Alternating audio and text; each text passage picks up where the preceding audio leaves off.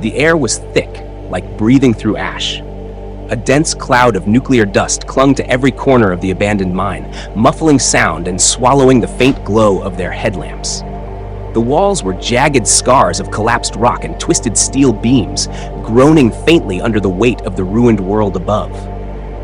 3 figures moved cautiously through the wreckage, masked soldiers in hazmat suits, their yellow armor dulled by grime and the slow corrosion of fallout.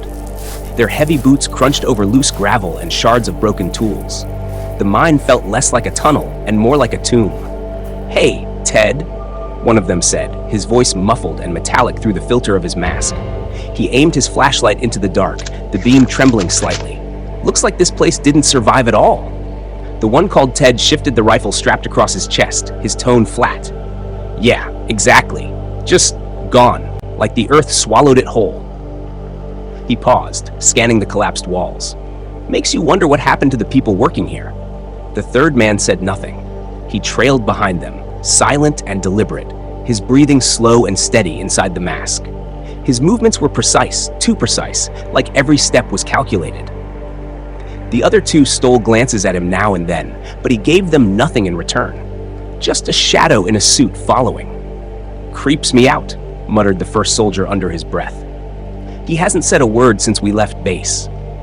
Ted grunted. "Focus. We're here to scout, not gossip." They pressed deeper. The mine seemed endless, stretching on into blackness. Faint echoes bounced off the walls, sometimes sounding like whispers, sometimes like screams that had been buried too long. Their flashlights carved tunnels of light through the smoke, illuminating rusted helmets, discarded pickaxes, shattered carts, remnants of lives interrupted in a single violent instant. Then the smell hit them. Acrid, putrid, wrong. Ted swung his light across the cavern floor and froze. Bodies. Dozens of them, sprawled in grotesque angles, half buried beneath rubble. Skin melted and sloughed off in sheets, bones jutting out like broken scaffolding. Their faces, what was left of them, were locked in silent screams, mouths wide, eyes burned out by radiation. "Holy shit," whispered the first soldier, his voice cracking. "Oh God, Ted, they're everywhere!" The silent one stopped, staring down at the corpses without a word. His head tilted slightly, like he was studying them, like he'd seen this before. Ted swallowed hard, forcing down bile. "We gotta make our way out. Headquarters is waiting for our report." His voice was tight, but he kept moving, stepping carefully around the remains. The first soldier hesitated, his light shaking across the mine floor. "Report? How the hell do you report this? Look at them, Ted!" They were cooked alive down here. His breathing grew frantic inside the mask.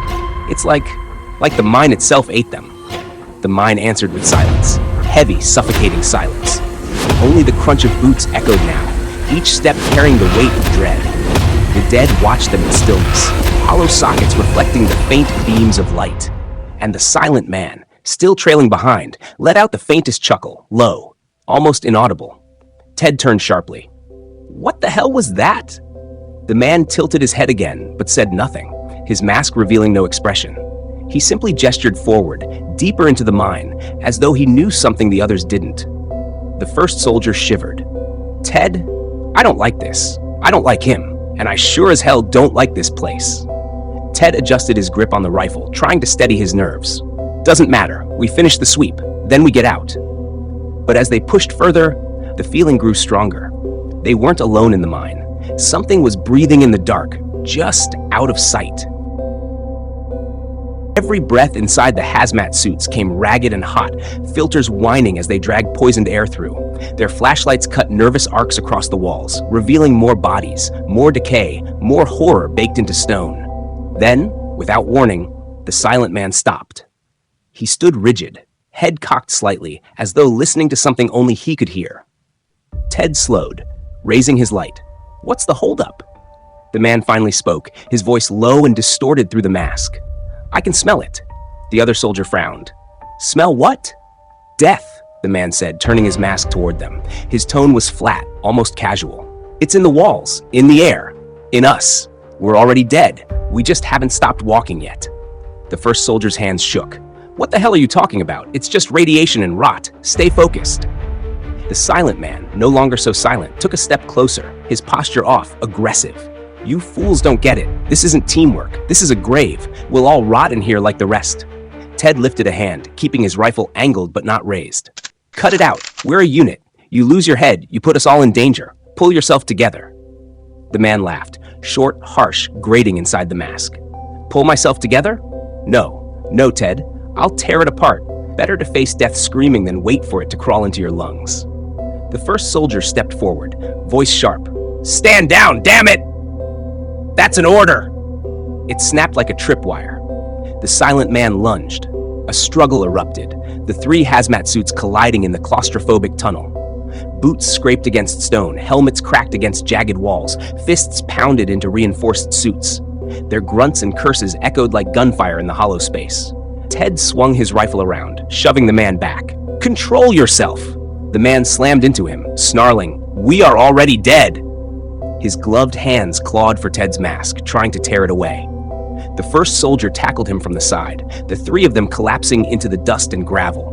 The mine seemed to tremble with the violence, as if the earth itself resented their presence. For minutes, the fight raged, punches, grappling, boots scraping against debris. At last, Ted drove his shoulder into the silent man's chest, pinning him against the wall. The soldier beside him held the man's arm twisted painfully behind his back.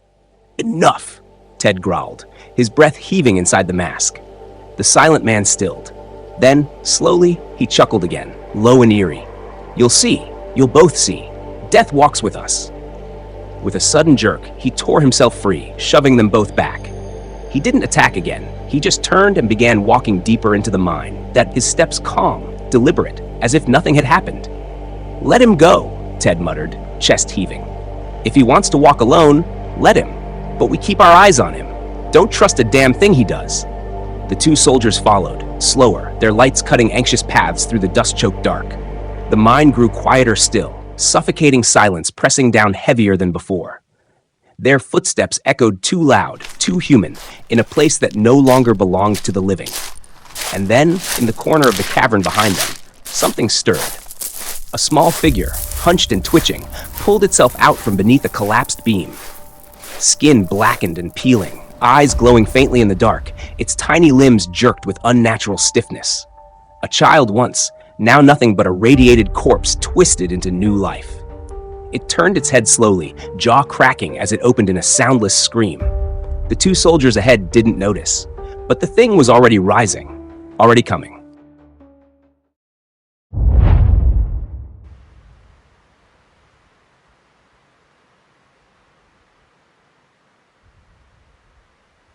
The hills rolled out beneath a bruised purple sky, the horizon swallowed by clouds of fallout that clung like scars on the earth. The grass was brittle and dead, crunching beneath even the gentlest breeze. Amidst the desolation sat a small tin shed, its walls patched with rusted sheets of metal and old signs scavenged from forgotten highways. Lucy sat outside the shed on a half-broken chair, her arms wrapped around her knees. Her eyes wandered across the skeletal trees dotting the hillside, their black branches stretching upward like hands clawing for something that would never come back. The silence was almost unbearable, except for the distant hollow cry of some unseen creature carried on the wind. Behind her, the crunch of boots approached. A familiar figure emerged, head bowed under the faded yellow of a hazmat suit. Frank. His helmet clicked as he released the seals, pulling it off and letting the stale, cold air hit his face. His hair was plastered with sweat, dust caked at the corners of his mouth, but his eyes still carried that spark of stubbornness that never seemed to die. "Hey, Lucy," he said softly, easing himself down beside her. She didn't look at him right away. Her voice was quiet, fragile. "Nothing, Frank. Just thinking about how all of this even started." Frank glanced at her, then out at the scarred hills. He didn't interrupt, just listened.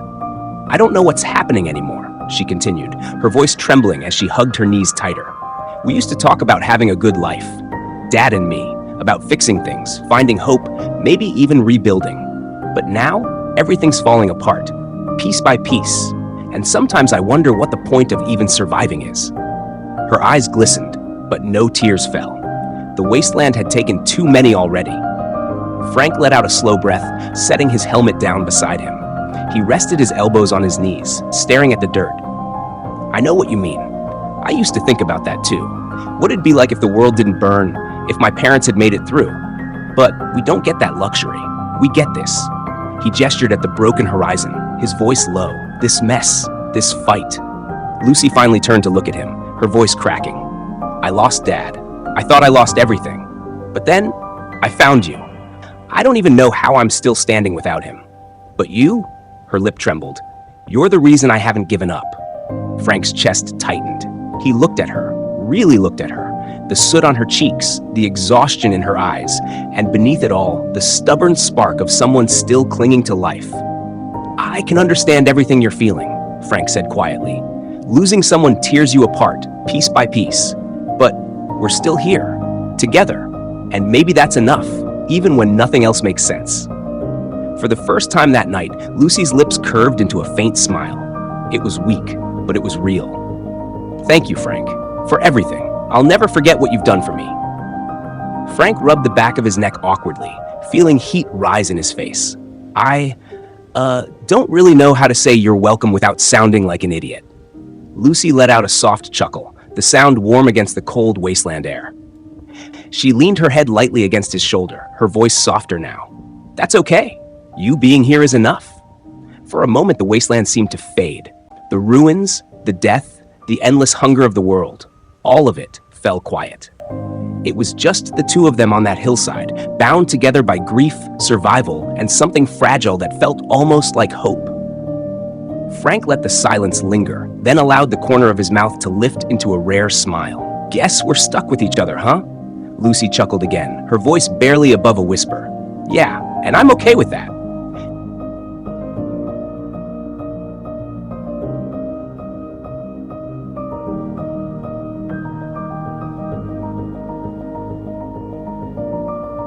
The wind whistled low across the hillside, carrying the faint metallic taste of fallout on its breath.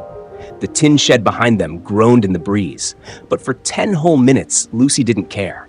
She simply leaned her head on Frank's shoulder, eyes half-lidded, as though for once the wasteland wasn't clawing at her spirit. How long will it stay like this, she whispered, her voice almost trembling. The radiation, the sickness, everything. Frank let out a slow exhale, his gaze fixed on the horizon, where the dying sun painted the sky with strokes of orange and violet. I don't know, he admitted. Could be days, weeks, months, maybe even years. He paused, then glanced at her. But one thing I do know, we've got to survive. That's all that matters. Lucy tilted her face toward him, her lips pulling into the faintest smile. Yeah, right. Frank hesitated, his chest tight with words he never usually let out. You know what, Lucy? Can I say something? She shifted slightly against him, eyes curious. Yeah, say it, Frankie. His voice dropped lower, softer. The moment I found you, my life changed. Like, really changed. It went from darkness to light. Like I actually had a reason to keep moving. Lucy's breath caught, and her smile warmed into something deeper. Oh, really? She teased gently, though her heart was pounding. Yeah, Frank said firmly, his eyes locked on hers now. Really? For a moment, silence settled between them, heavy with unspoken feelings. Then Lucy nudged him lightly with her shoulder. Frank, look at the sky. He followed her gaze. The dusk light stretched across the clouds, bathing the dead hills in colors that didn't belong to a world like this. Purple, gold, even faint streaks of rose. It was strangely beautiful, strangely romantic. It's something, Lucy said, her voice hushed. Romantic, don't you think? Frank smirked faintly, nodding. I like it. She turned back to him, her eyes catching the glow of the dying sun. I don't want this moment to end.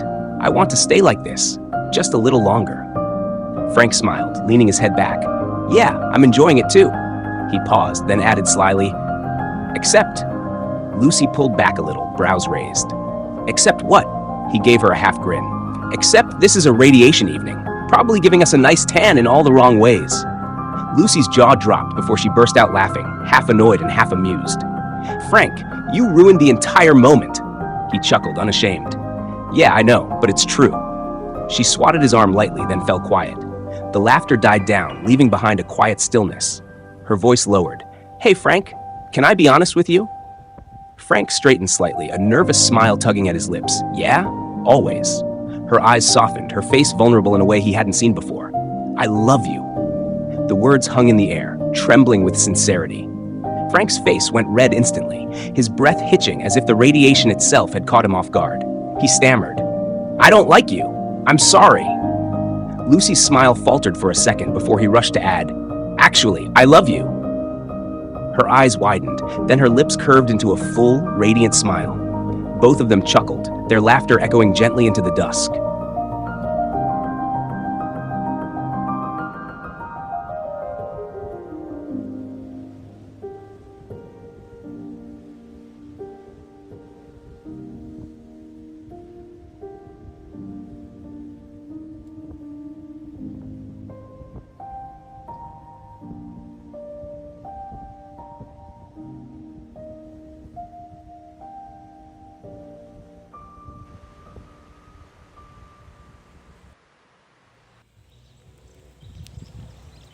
The hillside had never felt so quiet until it wasn't. Lucy leaned against Frank, her voice soft. Frank, I need to tell you something. He turned his head, his hazmat helmet set aside, eyes narrowing with a teasing grin. Yeah, Lucy, say it. I'm ready. Her lips trembled slightly. Actually, you know what? What? He asked, leaning closer. I really...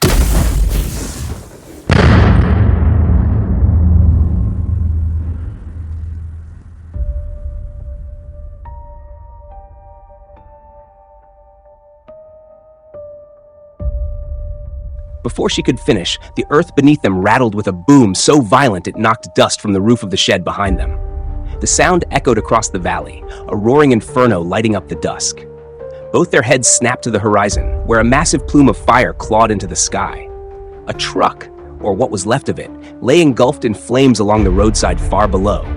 Its metal frame screeched and groaned as it tore apart, pieces scattering like burning shrapnel. Lucy's eyes widened in horror. Oh my God, what's going on? Frank's jaw tightened. Lucy, stay close. Something's not right. Then came the sound, a static crackle that burst to life from their battered old radio sitting on a crate. The voice was broken, warped by interference. Zzz, radiated mutants, taking over the wasteland. Zzz, please, stay indoors. The voice ended with a chilling siren that wailed through the speaker like a funeral hymn. Lucy gasped, clutching Frank's hand with both of hers. Frank, she whispered, her voice trembling. Frank squeezed her hand back, eyes locked on the flames in the distance. Oh no, we're in trouble. What should we do now? Lucy's words quivered with panic. Let's head inside. We'll figure this out. They rushed toward the tin shelter, only for it to betray them. The roof groaned, the rusted metal buckling. With a shriek of collapsing steel, the entire structure caved in on itself, the walls crumpling like paper. Lucy stumbled back, her breath catching. Oh shit! Frank cursed under his breath, dragging her to safety. Damn it, it wasn't supposed to happen this soon. Their safe haven was gone. Lucy's voice was small, desperate. Now what do we do, Frank? He pulled her close, his mind racing. We grab what we can. Food, weapons, water. Then we move. This place isn't safe anymore.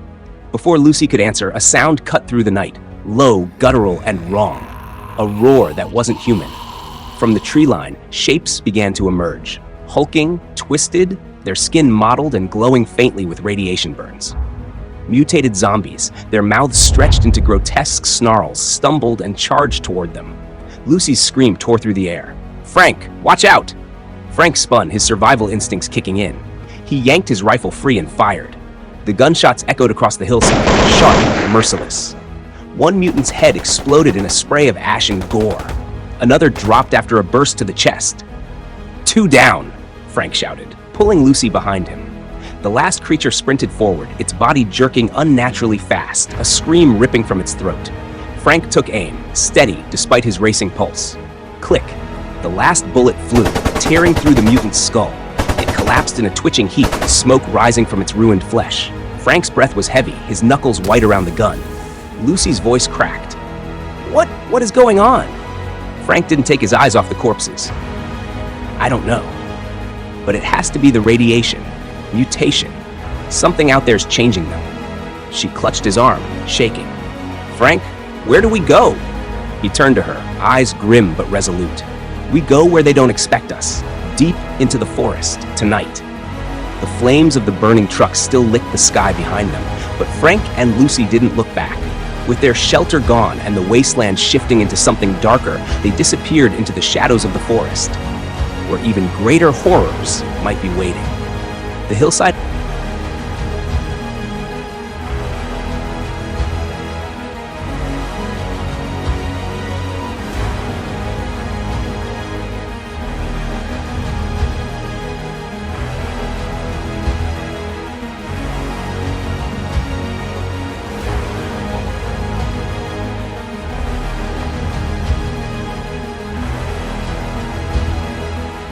The forest was a graveyard of whispers. Twisted trees reached out with skeletal branches, and the air carried the faint, sickly stench of decay. Frank and Lucy moved quickly, every step muffled by fallen leaves, but something followed. The crunch of footsteps, not theirs. The occasional guttural growl rolling low through the mist. "Frank," Lucy whispered, clutching her pack tightly. "They're behind us." "I know." His voice was sharp, focused. "Keep moving. Don't look back." They pushed deeper into the forest, the darkness pressing tighter around them. Then Lucy's foot caught on a gnarled branch, and she stumbled forward, crashing hard to the ground. "Lucy!" Frank dropped beside her, pulling her up. "Are you okay?" She winced, brushing dirt from her face. "Yeah, I'm all right. Just..." Her words cut short as something lunged from the shadows. A zombie, half-rotted, its skin sloughing from its skull, hurled itself onto Frank with a guttural scream. Frank grunted, grappling with the creature as its snapping jaws came inches from his face. The stench of rot was unbearable. He shoved his arm into its throat to keep it back, fumbling with his knife. With a desperate yell, he slammed the blade upward, burying it into the zombie's skull. It twitched once, then collapsed on top of him. Frank shoved the body aside, gasping for air. Lucy stared in horror, trembling. "Oh no, Frank! How are we supposed to survive this night?" He grabbed her hand firmly, his eyes blazing with determination. Only one option. Pulling her close, Frank dragged her toward a jagged split between two massive boulders. The gap was narrow, too small for the creatures to squeeze through. They crawled inside, pressed together in the cold, damp dark. Outside, shadows moved, zombies prowling, growling, searching. They scraped against the rocks, sniffing the air, but they couldn't reach them. Lucy's chest rose and fell, her breath shaky. We'll have to spend the night here, won't we?" Frank nodded grimly. "Yeah, no choice." In the silence that followed, Lucy reached into her pack and pulled out a can of food. She opened it and offered it to Frank with a small, tired smile. "At least we won't starve." Frank took it, their hands brushing. In the cramped stone hollow, the world outside was chaos, but inside, just for a moment, they had each other. Cut to the mine. The tunnels groaned with every step as Ted and the others followed the silent soldier deeper into the darkness. Their lights cut weak beams through the dust. A distant roar rolled through the cavern, low and monstrous. Ted froze. "Hey guys, I don't know what that was, but it didn't sound good." The second soldier swallowed hard, his grip tightening on his rifle. "Something's off. Way off." The silent soldier finally spoke, his voice cold, hollow. "Ha! Mortals, I warned you. We are going to die." Ted spun, his nerves snapping. "Shut up, you negative demotivator." The second soldier snarled. "Why do you always think of death, huh? Can't you say one useful thing for once?" The silent soldier's mask tilted toward them, his tone almost mocking. "Because it is the ultimate truth. Idiots." And then came the sound. Not one, but many. Dozens of guttural screeches echoing through the mine, overlapping in a cacophony of horror. The shadows shifted, and from the darkness, zombie figures poured forward. Their eyes glowed faintly in the gloom, their bodies twisted by radiation, teeth gnashing. "Shit! Open fire!" Ted screamed, raising his weapon. The tunnel lit up with muzzle flashes, the deafening roar of gunfire colliding with the inhuman shrieks of the charging horde. Bullets tore into flesh, some zombies dropping, but more kept coming, climbing over their fallen kin like a wave of death. "Fall back! Fall back!" The second soldier shouted, panic rising in his voice. But the mine had no mercy, no escape. The roar of the undead grew louder, closer, echoing through the collapsing tunnels as the three men fought for their lives, their gunfire swallowed by the endless dark.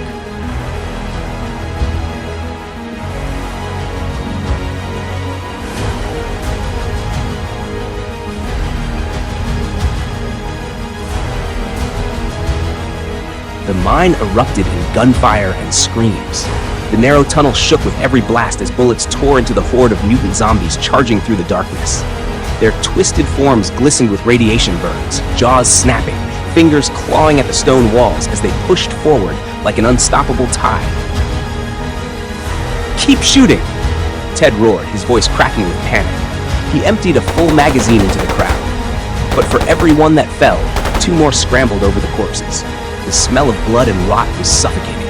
The second soldier cursed, reloading with trembling hands. "We can't hold them! There's too many!" Through the chaos, the silent man stood strangely calm, his mask tilted toward the oncoming horde. His voice was cold, almost amused. "Why resist? Don't you see? This is the end. We are only delaying the inevitable. Death is waiting for us all." "Shut your damn mouth!" Ted snapped, firing a shot past the silent man's shoulder, not at him, but close enough to send the message. "We don't need your creepy death speeches right now." The second soldier joined in, teeth clenched as he slammed another clip into his weapon. "Every second you talk, you could be shooting! Fight, damn it!" But the silent man only chuckled darkly. "You fools fight shadows, but shadows always win." Another wave of zombies lunged, crawling along the walls like spiders. Ted shoved the silent man back to keep him from being bitten. "Either pull that trigger, or I swear I'll put you down myself." The mine became a madhouse. Gunfire flashing, zombies shrieking, men screaming orders drowned out by the chaos. The silent man finally raised his weapon, but his aim was erratic, wild, as if he was shooting just to watch things burn. "Cover the left side," the second soldier shouted, unloading into a cluster of mutants crawling from a fissure. "I'm trying!" Ted yelled back, sweat dripping down his face as he fired until his rifle clicked empty. The silent man muttered again, even as he shot into the swarm. "You fight so hard to survive, but survival is just a slower death." Ted spun, his fist slamming into the silent man's chest, shoving him against the stone wall. "Say that one more time, and I'll make sure you're the first to die." The silent man tilted his head unbothered, even as zombies clawed closer. "At least then, I'd be free sooner than you." Another screech cut through the tension. One of the mutants had leapt past their gunfire, slamming into the second soldier. He grappled with it desperately, shouting, "Get it off me!" Ted fired point blank, the zombie's head exploding in a spray of blackened gore. The second soldier gasped, wiping blood from his visor. "We can't hold this. We need to fall back now." But when they turned, the path behind them was collapsing. Dust and rubble fell, sealing their exit. The only way forward was through the horde. The 3 men, torn between their mistrust of each other and the nightmare in front of them, raised their weapons again as the tunnel filled with the sound of the dead. The chaos wasn't just around them anymore. It was between them.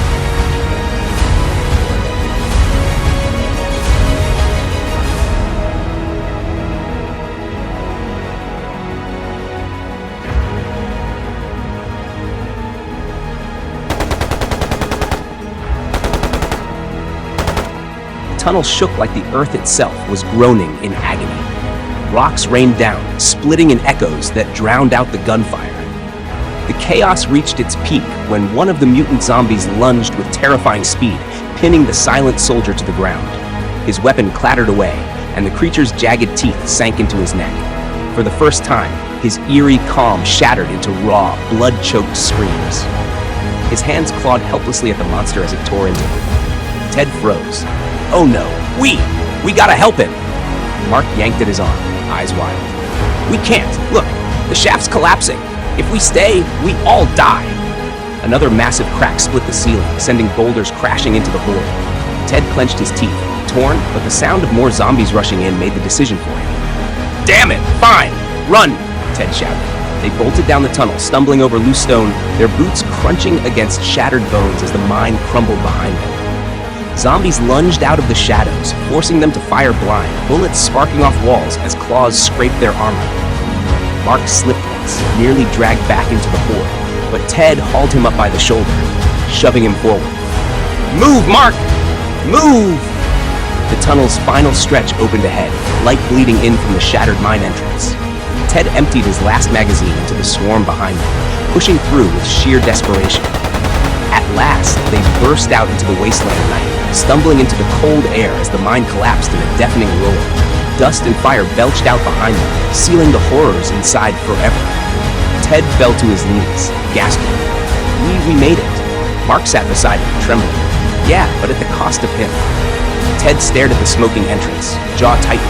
I don't know, and I don't want to talk about it. Just forget this ever happened. But deep inside, grief simmered beneath his hardened words. He stood, brushing himself off. Come on, let's get out of here.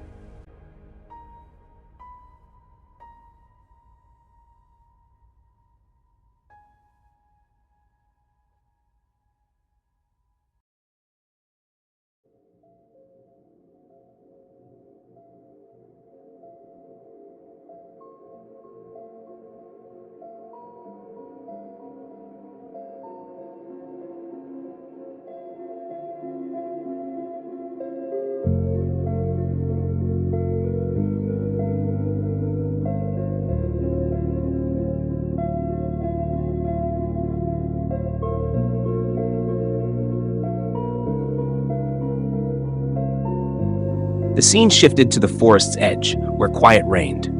Frank sat with his back against a mossy stone, his hazmat helmet lying beside him. Lucy lay curled against him, her head resting on his legs. Her breathing was steady, peaceful, a rare serenity in the nightmare world. Frank's eyes scanned the dark tree line, his hand never far from his weapon. But the night was calm, unusually calm. No growls, no movement. Just the haunting silence of a wasteland that always seemed locked in eternal night. His gaze drifted down to Lucy. Strands of her hair glowed faintly in the dim light of the cracked sky, and Frank couldn't help but reach down, brushing his fingers gently through it. She stirred slightly but didn't wake, her lips curving into the hint of a smile, as if even her dreams trusted him. Frank let out a tired chuckle under his breath. You're safer than me, Lucy. Guess that's my job. For the first time in days, his own eyes grew heavy. With the faint warmth of Lucy against him and the forest strangely quiet, Frank leaned back and let the weight of exhaustion take over. His last sight before slipping into sleep was her peaceful face, proof that in the middle of ruins and monsters, there was still something worth holding on to. The wasteland was deadly, but tonight, for just a little while, it was safe.